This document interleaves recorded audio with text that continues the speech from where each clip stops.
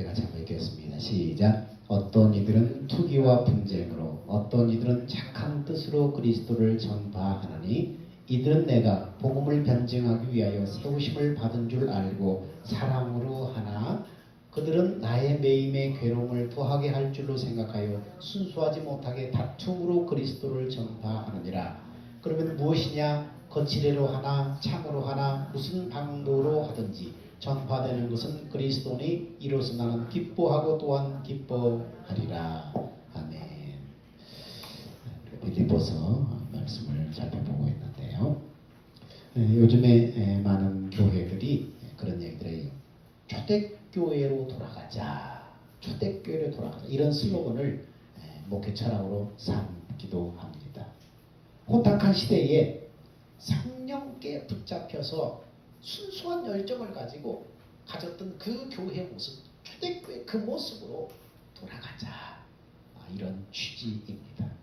근데 여러분, 순수했던 열정이 있던 뜨거웠던 그 초대교회는 아무런 문제가 없었을까요? 완벽한 교회였을까요? 여러분, 초대교회를 찬찬히 들여다보면은 초대교회는 어떤 사건이 있었어요? 아나니아와 삽비라 사건이 나옵니다.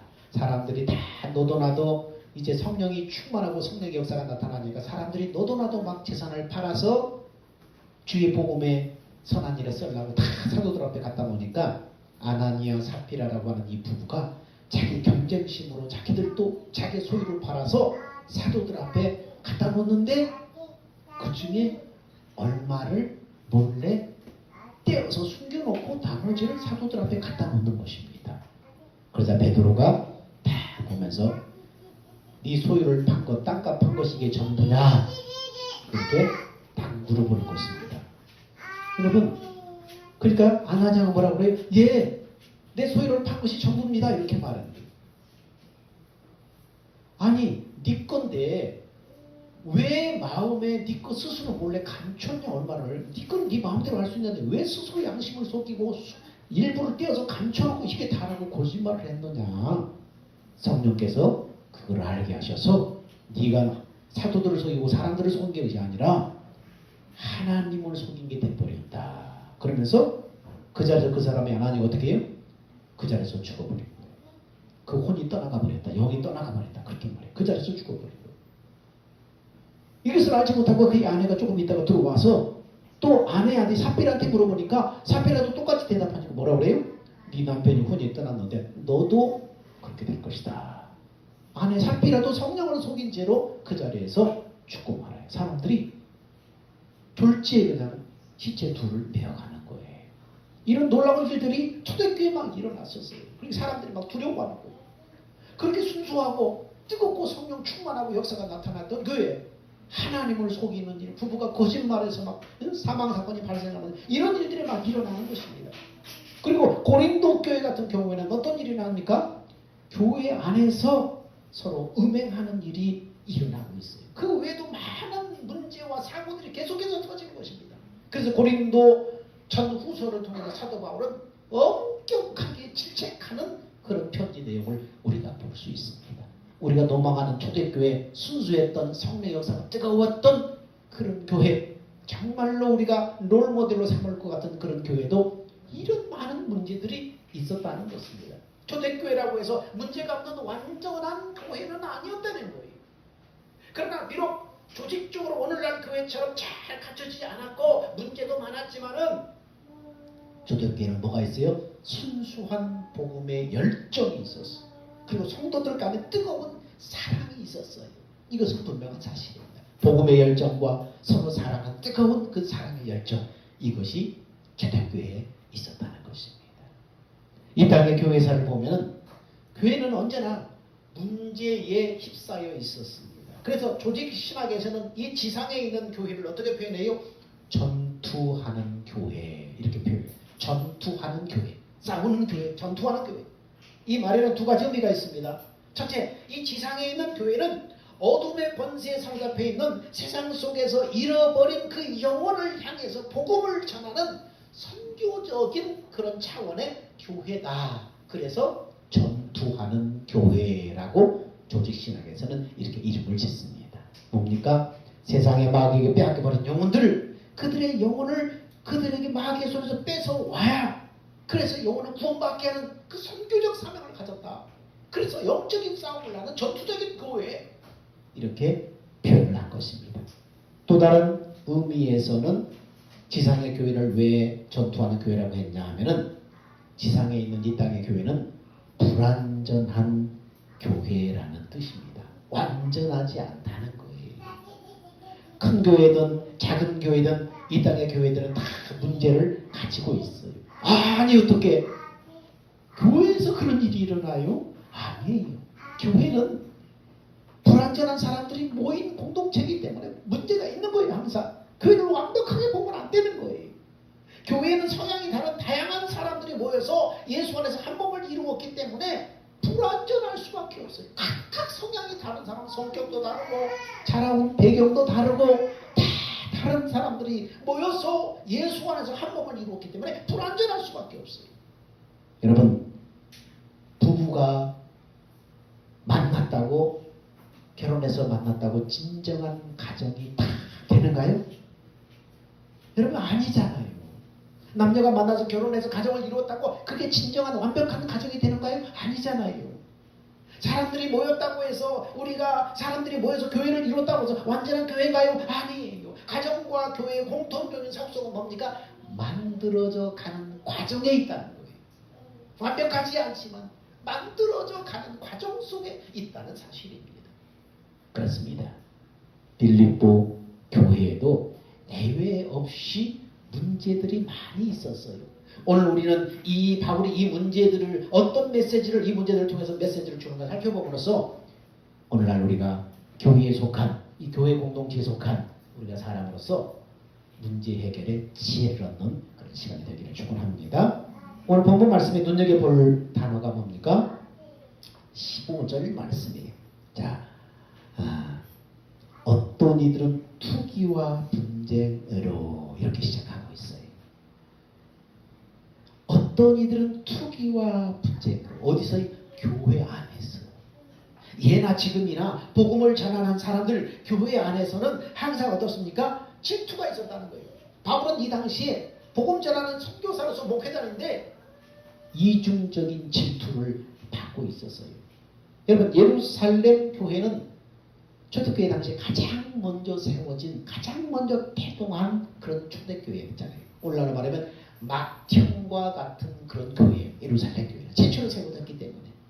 그리고 이제 그 교회가 이제 노년에 이르러서 이제 바울이 이방 땅에 복음을 여는 햇불이 되어서 유럽을 다니면서 전도하다가 우여곡절 끝에 노마라는 그런 곳에 딱 입성을 하게 됐습니다. 그런데 이때 이미 많은 유대인들이 노마로 건너가서 자신의 회당을 세우고 율법을 지키면서 신앙생활을 하고 있었어요. 노마에서 이방인이 된 유대인들이 세운 노마 교회가 미미하게나마 이미 바울이 들어가기 전부터 이미 존재하고 있었어요. 그런데 여러분, 바울이 그 노마 교회에 가서 노마에 가서 바울이 정말 똑똑한 이 학자 같은 그런 많은 공부를 많이 한 지식이 있는 사람이잖아요.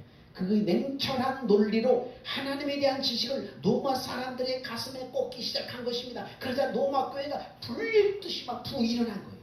바울의 냉철한 논리로 하나님의 복음을 탁탁 전하니까 노마 사람들, 그 사람들에게 논리적이나 그 사람들의 가슴 속에 팍팍 꽂히기 시작한 거예요.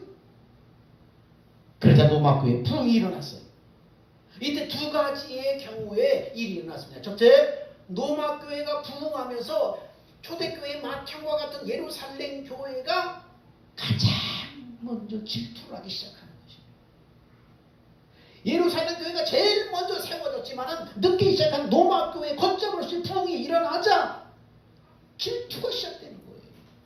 바울이 노마에 들어가서 말씀을 전하다 듣는 사람마다 막 역사가 일어나서 그가 전하는 복음의 사람들이 매료되어서 사람들이 구름대처럼 바울에게 몰려듭니다. 맏형에 해당하는 예루살렘 교회가 그것을 보고 기뻐하며 감사해야 돼 마땅한데, 근데 앞에서 얘기한 것처럼 예루살렘 교회도 불완전한 지상 교회다 보니까 그것을 질투하고 헛소문을 퍼뜨리고 다니는 사람들이 생기게 되었다는 것입니다. 그래서 부흥의 불을 지핀 바울에 대해서 사람들이 질투를 해서 어떤 소문을 내요? 바울은 사도가 아니야. 정식 사도가 아니야. 바울은 가짜야. 막 모함을 하기 시작한 거예요. 그래서 그러한 막 이 누모들이 막 퍼져들어가서 사람들을 막 선동하기 시작한 거예요. 여러분, 이런 투기가 초대교회 당시 그때만 있었을까요? 우리가 롤모델로 삼는 초대교회로 돌아가자. 그 롤모델로 삼는 초대교회도 이런 문제가 있었는데, 여러분, 이런 투기, 복음을 안에서, 예수 안에서 이런 투기가 그때만 있었을까요? 오늘날 교회도 있어요. 부교육자 시절에 오랜만에 동기들을 이제 노예 석상에서 이렇게 만나다 보면은 이제 차 마시면서 얘기들 해요. 서로 너희 목사님 어떠니? 우리 목사님 어떠니? 막 부목사로서 이제 당한 어려움에 대해서 서로 얘기를 하게 됩니다.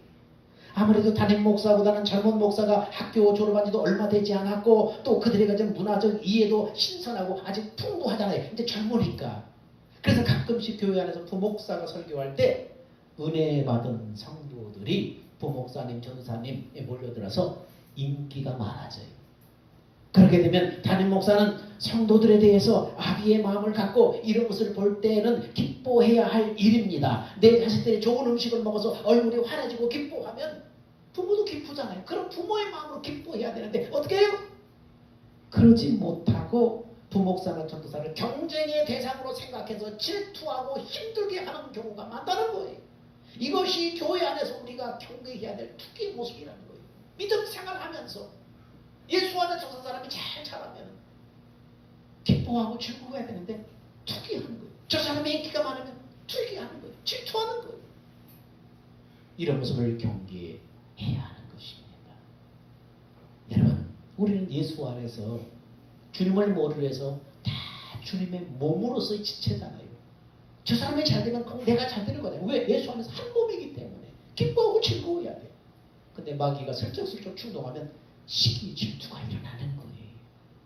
여러분, 바울이 이러한 투기, 바울에 대한 이러한 투기가 어떤 모습으로 나타나는가 하면은 디모데서 후서 1장 16절에 이런 모습으로 거기에 이 사실들이 이제 기록이 되어 있습니다.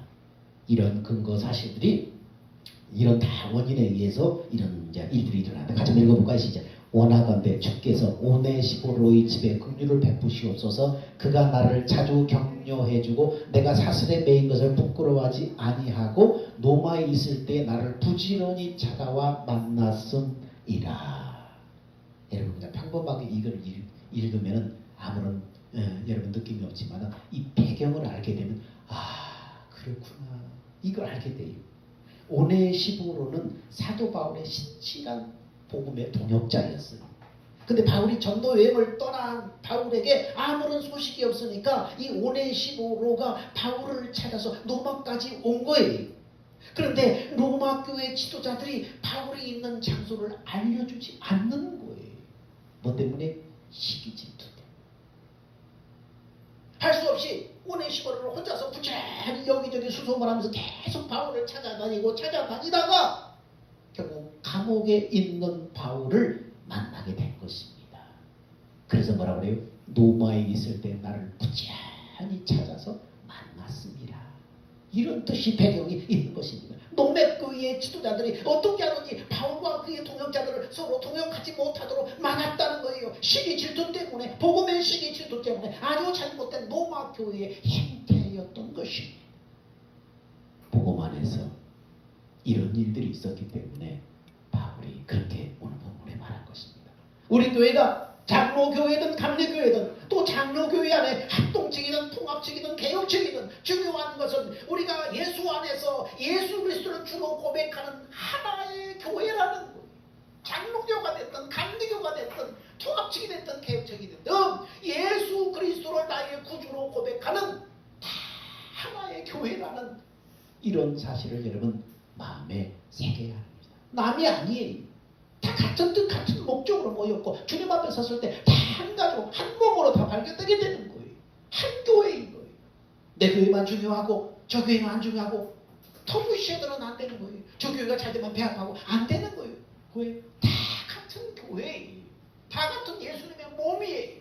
주님 앞에서는 그날에 그것이 확연히 다 드러날 거예요. 우리가 하나였구나, 한 몸이었구나, 너와 내가 다른 사람이 아니었구나. 이웃교회가 부흥하면 기뻐하고 축복해주고 서로 돕고 협력해서 부흥을 위해서 힘써야 합니다. 전도 대상자를 놓고 쟁탈전을 벌이지 말아야 됩니다. 꼭 우리 교회만 나와야 된다고 그렇게 전도해서는 안 되는 거예요. 중요한 것은 사람들이 예수를 믿고 구원받는 것이지 우리 교회에만 나와야 전도다 이렇게 해서는 안 되는 거예요. 어떻게 하든지 저 사람이 누구를 통해서는 예수 믿고 구원받으면 되는 거예요. 모두의 교회, 하나의 교회이기 때문에 그렇게 되는 것입니다. 여러분, 이것이 예수 안에서 질투하지 않고 투기하지 않고 우리가 하나구나, 우리가 예수 안에서 한 몸이구나, 이런 마음을 가지고 여러분 복음을 전하고 또 전도하고 그래야 되는 것입니다. 그런 배경을 가지고 오늘 본문 18절 말씀을 보면 그런 뜻이었구나. 자, 18절에 시작. 그러면 무엇이냐? 거칠이로 하나 참으로 하나 무슨 단도로 하든지 전파되는 것은 그리스도니 이로써 나는 기뻐하고 또한 기뻐하리라. 네가 시기 질투로 하든 진짜 진실한 마음으로 하든 나는 상관없다. 내가 어떻게 되든 상관없다. 어떻게든 예수 그리스도만 전파돼서 저 사람의 죄사 받고 구원받는다면 나는 어떻게 되든 상관없다. 바로 지금 이런 고백을 하고 있는 것입니다. 나 한 사람이 어떻게 되든 그건 중요하지 않다. 저 사람들이 질투해서 허용으로 하든 다툼으로 하든 간에 복음이 전파될 수 있다면 내가 어떤 모욕을 당해도 어떤 어려움을 당해도 나는 기뻐한다. 나는 기뻐한다. 얼마나 넓은 마음과 안목을 가지고 있어요. 우리 교회가 작다고 다른 교회를 질투하는 것이 아니라 우리 교회 나와야 된다고 그런 것이 아니라 다 네가 잘 되면 나도 잘 되는 것. 네가 부흥하면 우리도 부흥하는 것. 왜? 남이 아니잖아. 이런 넓은 마음을 가지고 복음에 대한 분명한 목적의식이 있는 교회, 이런 교회가 주님이 정말로 기뻐하시는 교회인 것입니다. 여러분도 이런 복음에 대한 분명한 목적을 가지고 바울처럼 넓은 마음을 가지고 하나님의 교회, 우리 교회, 다 같은 교회, 이 마음을 가지고 복음을 전하는 하나님 기뻐하시는 사람이 되기를 축원합니다. 그러면 투기와 분쟁이 없는 아름다운 교회를 만들어가기 위해서 우리는 어떤 태도를 가져야 하는가? 첫 번째는 나는 보잘것없는 존재라는 것을 인식을 해야 돼요.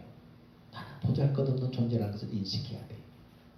내가 뭔가를 할 수 있다, 나는 능력이 있다, 이런 생각을 가지고 있으면 내가 이런 사람인데 나를 이렇게 취급해? 이런 마음이 시험으로 다가오는 거예요. 자기를 대단한 존재로 뭔가 능력 있는 존재로 생각하고 있으면 사람들이 나를 감히 이렇게 취급해? 이런다는 거예요. 그러면 그런 사람은 절대로 영적인 질서에 순종할 수 없게 되는 거예요. 그러면 어떻게 할까? 성령의 조명으로 내가 어떤 존재인가를 늘 인식해야 합니다. 성령의 조명. 조명이 뭐예요? 이 조명이잖아요. 조명 밑에 어떻게 어두운 게 보이잖아요. 성령이 빛으로 우리 성령의 등잔불 밑에서 딱 나 자신을 봐야 돼요. 성령이 이렇게 조명에 성령의 빛 안에서 내가 누구인가를 볼 수 있어야 됩니다. 여러분 예를 들어서 어두운 밤길을 가는데 자동차가 지나가다가 나의 의상으로 확 튀겼다고 합시다. 근데 어두워서 내 옷이 얼마나 더러워졌는지 모르지만 어디에 가면 그것이 드러나요? 가로등 불빛 밑에 지나갈 때 흙탕물이 다 튀겼네? 그게 드러나잖아요. 어두운 데서는 드러나지 않잖아요. 근데 밝은 가로등 밑에서는 드러나잖아요. 성령께서 조명해 주실 때에 나는 이런 존재구나. 교만하거나 질투하거나 이럴 존재가 아니구나. 내가 얼마나 부족하고 얼마나 하나님의 은혜 아니면 살 수 없는 존재인가를 성령이 나를 깨닫게 하시고 비춰주실 때에 이걸 알게 되는 거예요. 하나님 앞에 잠잠히 기도할 때 하나님 나는 어떤 사람입니까? 잠잠히 하나님 앞에 물어보고 있습니다. 성령이 내 모습을 잘 가르쳐 주시고 깨닫게 하실 때 나는 이거밖에 안 되는데 하나님의 은혜 아니면 정말로 교회 문턱도 올 수 없는 존재구나. 자랑할 것도 없구나. 누구를 시기하고 질투할 것도 없구나. 그래서 겸손하게 되는 것입니다. 저는 그리스도인들은 언제나 성령의 조명 아래서 내 영혼의 얼룩과 도름을 볼 수 있습니다. 성령의 조명을 받지 못하면 나 자신이 그럴듯한 존재, 내 힘으로 뭔가를 할 수 있는 사람으로 착각을 하게 됩니다. 그래서 교만이 자기도 모르게 마음속에 자리 잡게 그래서 성령의 늘 교통과 성령의 이 조명으로 늘 성령의 인도를 받고 깨닫게 되는 사람은 어떻습니까? 성령이 늘 자기 모습을 보여주기 때문에 자랑하지 않아요. 사람이 신앙이 익어갈수록 세상적으로 이 모든 것들, 세상에서 쌓은 모든 공적들이나 위대한 것들은 다 성령의 조명으로 비춰볼 때 이건 아무것도 아니야. 쓰레기야. 자랑거리가 아니야. 세상에 잘 됐으면, 세상적으로 잘 됐으면 하나님 앞에 이렇게 나올 수가 없어요. 교만해서 목이 뻣뻣해서 나올 수가 없어요. 근데 주여 이 죄인을 용서하옵소서. 왜요? 성령이 자신의 모습을 보여주니까 나는 죄인이구나, 나는 이런 자이구나. 그러니까 하나님 앞에 주여 용서해 주십시오, 긍휼히 여겨 주십시오, 이렇게 겸손할 수밖에 없는 것입니다. 세상적으로 자랑했던 거, 잘났던 거 아무것도 자랑할 수 없어요. 성령이 조명해 주십니다. 여러분, 성경 속에 히스기야 왕을 하지요. 죽을 병에 걸려서 이제 네 모든 재산을 처치하라, 너는 이제 죽게 될 것이다.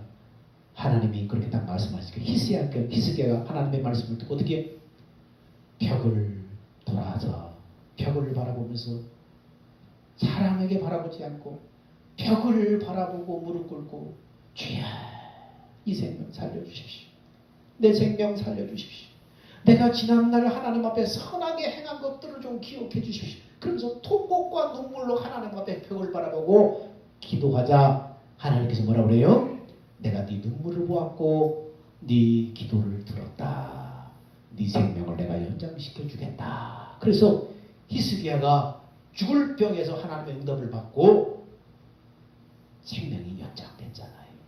그런데 히스기야가 기도에서 응답받는 데는 성공했지만 결국 교만한 마음을 다스리지 못해서 이웃나라 사람들이 아니 히스기야 왕이 죽을 병에 걸려서 하나님의 은혜를 고쳤다면서요. 막 병문안 오니까 마음이 으쓱해가지고 이웃나라 사람들에게, 사신들에게 왕 곳간을 다 열어주고 무기창을 다 열어주면서 자랑을 했어요. 교만한 마음이 들어왔어요. 그 일로 말미암아 히스기야는 어떻게 됐어요? 그 후대 사람들, 히스기야 자식 세대에 가서는 어떻게 됐어요? 많은 어려움을 겪게 됩니다. 나라가 정말 흥망성쇠한 많은 어려움을 겪게 됩니다. 뭐 때문에? 교만한 마음을 다스리지 못했습니다. 기도 응답은 받았지만 교만한 마음을 다스리지 못해서 어려움을 겪고 나라가 어려움을 겪게 되었다는 것입니다. 그렇습니다. 나는 보잘것없는 존재입니다. 성령의 조명으로 내가 누구인가를 분명히 할 때 우리는 겸손할 수밖에 없는 거예요. 감사할 수밖에 없는 거예요. 그래서 늘 성령의 조명 아래 자기를 봐야 됩니다. 자기를 두어야 합니다. 여러분, 갈라디아서 2장 20절에 그것을 뭐라고 말합니까? 이렇게 말해요. 시작. 내가 그리스도와 함께 십자가에 못 박혔나니 그런 즉 이제는 내가 사는 것이 아니요 오직 내 안에 그리스도께서 사시는 것이라. 이제 내가 육체 가운데 사는 것은 나를 사랑하사 나를 위하여 자기 자신을 버리신 하나님의 아들을 믿는 믿음 안에서 사는 것이라. 이제 내가 사는 것도 아니라는 거예요.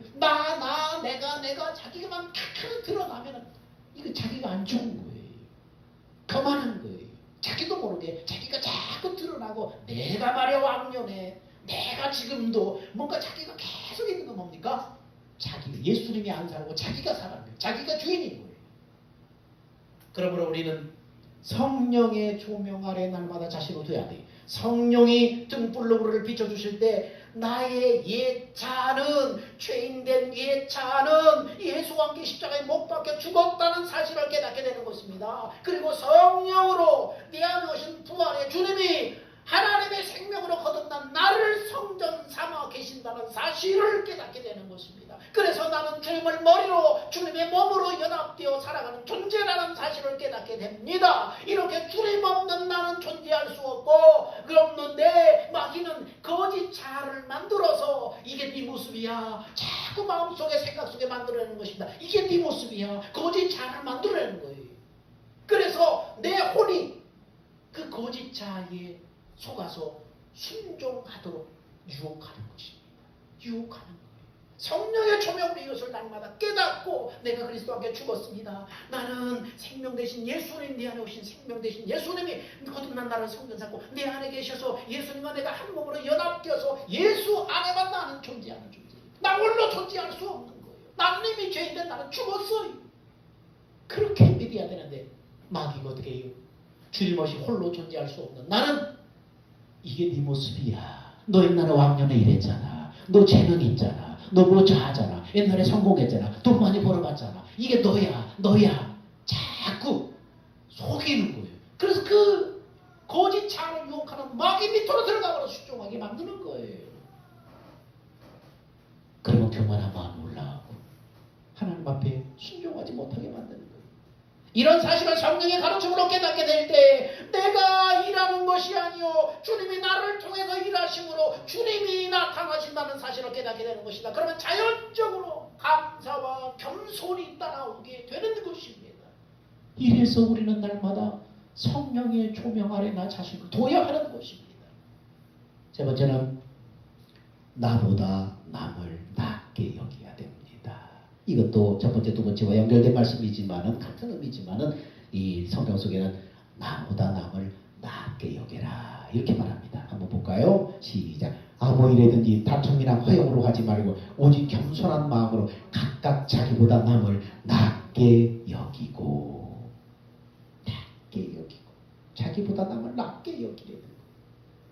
인격이 덜 성숙된 사람일수록 다른 사람의 단점과 약점을 찾아내고 그것만 봅니다. 저 사람은 저래서 안 돼. 저 사람은 저게 문제야. 계속해서 다른 사람의 단점과 약점을 찾아내고 그것을 집중적으로 보는 거예요. 뭐 인격이 아직 예수를 닮지 않은 사람이 저 사람은 저게 문제야. 저 사람은 저게 문제야. 근데 성숙한 사람, 인격이 성숙한 사람, 예수를 닮아가는 사람의 공통점은 뭡니까? 다른 사람의 장점을 보려고 해요. 그리고 약한 사람, 부족한 사람은 자꾸만 격려해 주는 거예요. 너 이거 잘할 수 있어. 할 수 있어. 너 뭐 잘하잖아. 괜찮아. 다른 사람을 세워주고 격려하고 어떻게든 장점을 보려고 해요. 단점과 못하는 건 약점을 찾아내서 그것만 얘기하는 것이 아니라 예수 닮아서 믿음으로 성숙해서 날마다 나아가는 사람은 장점을 보려고 해요. 격려하는 거예요. 위로하는 거예요. 소망을 주는 거예요. 나보다 남을 낮게 여기라는 말은 여러분 저 사람이 잘못된 것을 보고도 무조건 좋게 말하는 것이 아니에요. 하나님이 그 사람 속에 부어주신 좋은 점을 볼 수 있는 눈과 이해력을 갖춰라. 하나님이 그 사람에게 주신 좋은 점 이거 보려고 해라. 그런 거예요. 하나님이 사람마다 다 이 땅에 무의미하게 태어나지 않았어요. 사람마다 다 잘하는 게 있어요. 저 사람이 잘하는 거 있어요. 하나님이 본래 저 사람에 부어주신 것이 있어요. 재능적으로 천성적으로 부어진 것이 있단 말이에요. 그런 것을 하나님이 부어주신 것을 볼 수 있는 이 눈과 이해력을 갖추라는 거예요. 무조건 참 것을 덮어주라는 얘기가 아니라 세상 사람이 다 여러분 내 자식에게 손가락질해도 부모는 어떻게 해요? 자식 믿어주잖아요.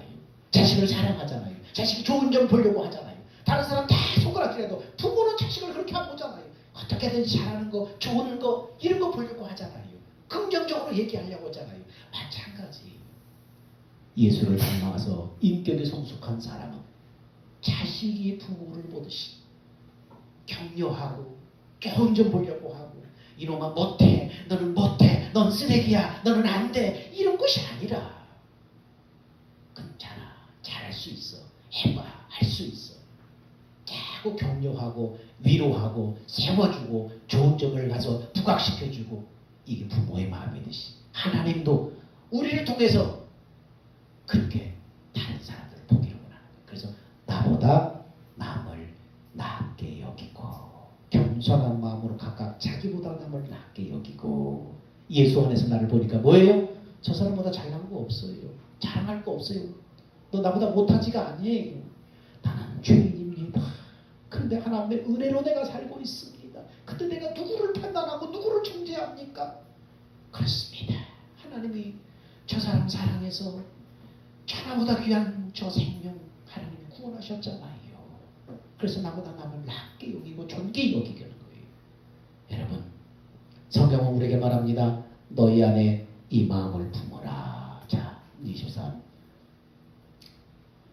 2장 5절 시작. 너희 안에 이 마음을 품으라. 곧 그리스도 예수의 마음이니 이 마음을 품으면은 나보다 남을 낮게 여기게 돼요. 성령의 조명으로 나 자신을 보면서 바라보게 되면 이렇게 볼 수 있다는 거예요. 내가 예수님의 마음을 품어야겠다 다짐하고 맹세한다고 품어지는 것이 아니라 앞에서 말한 것처럼 오직 성령으로 나의 죽음을 확인하고 예수님과 연합된 나를 바라볼 때에 예수님이 나한테 부어주시는 마음이 어떤 마음이에요? 예수의 마음이에요.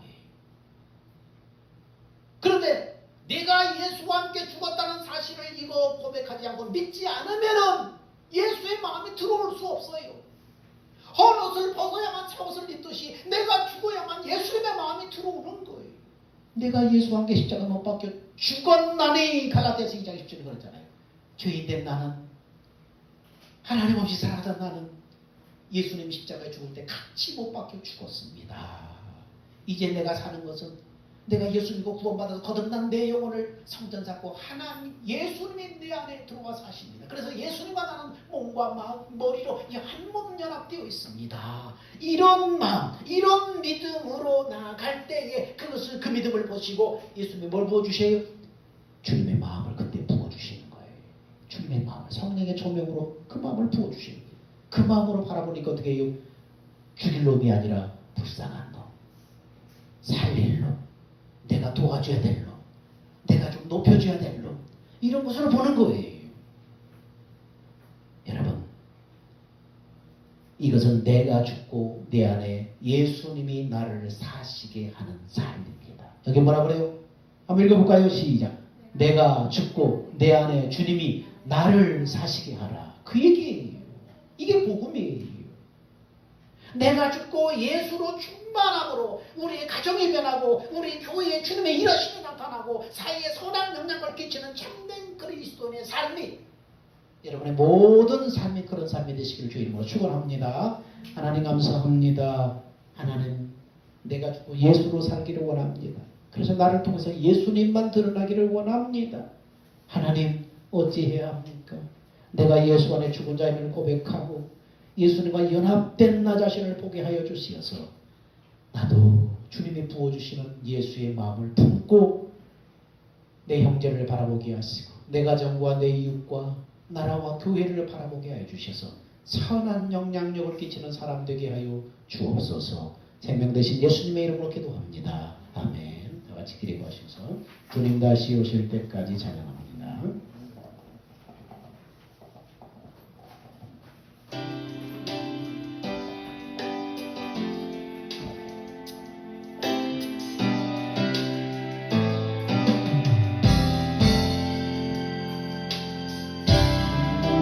다시 오실 때까지 가는 이 길을 가리라.